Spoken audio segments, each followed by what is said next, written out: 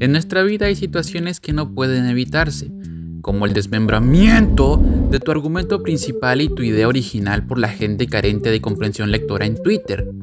Pero bueno, apuesto a que muchos de ustedes deben querer saber cuál es mi domicilio para darme una explosiva sorpresa de felicitaciones por este video, ¿no? Pero tranquilos, que me veo en la obligación de explicarles el porqué de esto, el qué pienso ahora de este hombre, el cual creó una de las franquicias que más me encantan en la actualidad, pero asimismo pienso que es un incompetente, tanto para escribir, dirigir e instruir en el lore e historia. Así que sin más que decir, espero que este video les guste, que lo dudo, porque si con esta intro no se desuscribió la mitad de la gente ando zafando, quédense hasta el final y sin más que decir, comencemos. Como todos sabemos, la historia de FNAF no siempre fue el revoltijo de líneas temporales, conceptos y elementos que vemos ahora. Antes fue mucho más simple. Un hombre había matado a 5 niños en el restaurante de Freddy's en el pasado. Las almas de estos poseyeron a las mascotas del sitio en búsqueda de venganza, cazando a cada guardia nocturno, confundiéndolo con su asesino. El segundo juego era una precuela. El tercero nos manda al futuro de una patada en el traste, haciéndonos ver que todo el lore de Freddy's no son más que leyendas en la actualidad, y trayéndonos a Springtrap, quien no era más que William Afton, alias Purple Guy. Y el cuarto juego, creo que nos intentaba contar cómo empezó todo, que toda esta historia detonó por una simple broma de niños que llegó muy lejos, y que Bite Victim, el protagonista, era atormentado por esas criaturas que veía en la tele. O al menos así se supone que era, antes de que Michael fuese el protagonista de este raro experimento de miedo con maniquíes, rieles y gas de Scarecrow. Luego llega Sister Location, Pizzeria Simulator, los Oscar Fright, los Tales from the Pizzaplex, Special Delivery, Help Wanted, Security Breach, Help Wanted 2, Ruin, y hasta acá llegamos. Por si no se dan cuenta, les acabo de poner las cosas en orden cronológico, o al menos lo que yo creo que es el orden cronológico. Pero bien, nadie puede negar que esto es así por culpa de una persona y solo una persona, Scott Cawthon, o más bien de su gran incompetencia. Ojo, muchos pueden tomar la palabra incompetencia como algo fuerte, pero como tal la incompetencia es algo que todos tenemos. Por ejemplo, yo soy un incompetente para las matemáticas, así como Scott es un incompetente para crear, organizar, guiar y planificar su historia. ¿Pero en qué me baso para decir esto? Es un tema gracioso.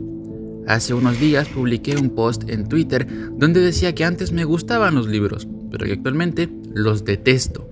Ante esto, muchos se preguntaron el por qué, a lo que hice un mini hilo explicando el cómo la existencia de los libros es la evidencia de la incompetencia del propio Scott a la hora de haber creado y dirigido la historia, lo cual generó que una horda de gente que tiene un par de cromosomas de más o que directamente se dejaron la comprensión lectora en segundo grado empezaran a decir cosas como que eso lo digo porque los libros desmienten las teorías, que los libros van en contra de mis creencias y que si eso pasa la culpa es mía por no innovar y no de los libros y bla bla bla.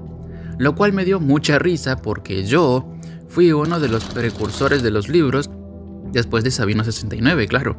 Es más, me gané el odio de gran parte de la comunidad por ser defensor de los libros e incluirlos en mis propias teorías, porque yo siempre me basé en los libros para hacer mis teorías. Ni que creyera que los libros no son canon. El post se fue tan de las manos que según me dijeron llegó hasta el server hispano. Pero en fin, chistes aparte, ¿por qué pienso yo que Scott es un incompetente?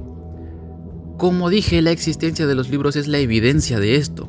¿Recuerdan en el video pasado donde dije que existe un dicho que dice: si tu historia necesita de medios externos al original para poder entenderse, entonces tu historia no es mala, es un completo desastre? Y esto es algo que Scott Cawthon ha llevado al extremo. Ha abusado de los libros al punto en que ya son ellos quienes te cuentan la historia y los juegos son simples cascarones vacíos. ¿No me creen? Vayamos un poco al pasado para seguir viendo el desastre que es este pobre hombre. ¿Se acuerdan de Security Breach?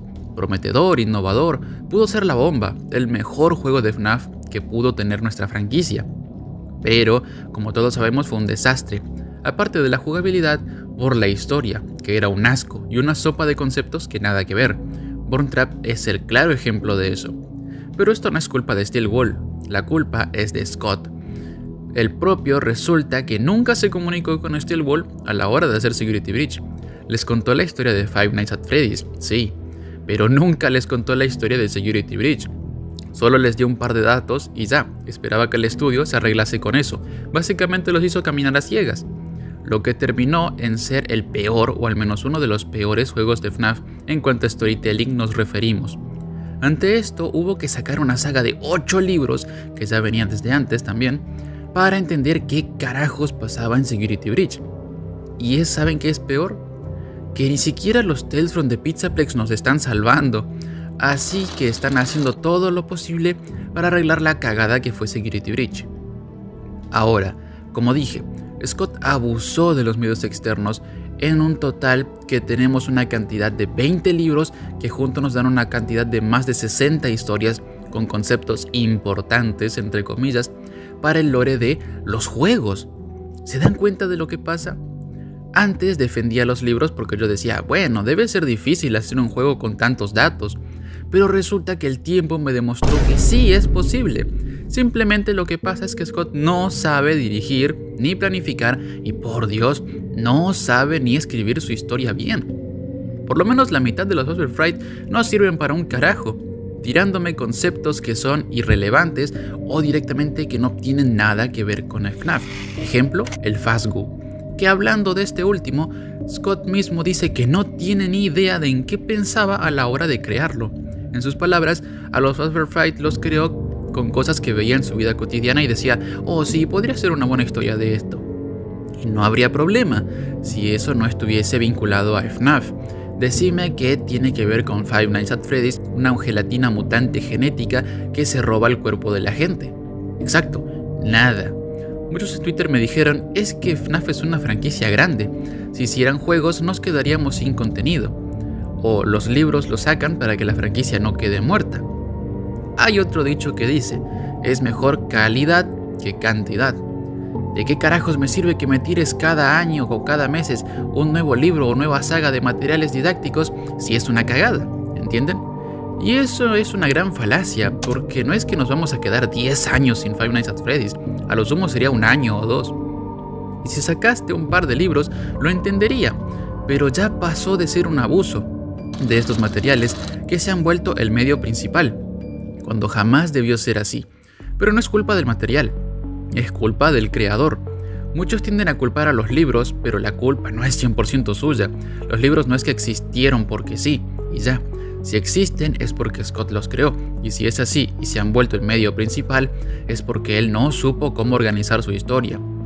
Hoy en día apenas sale un juego, apenitas si nos da algo de contexto. Para entenderlo, vamos a tener que esperar la próxima gama de libros que serán entre 8 y 11 para entender un dato que el juego debería haber explicado.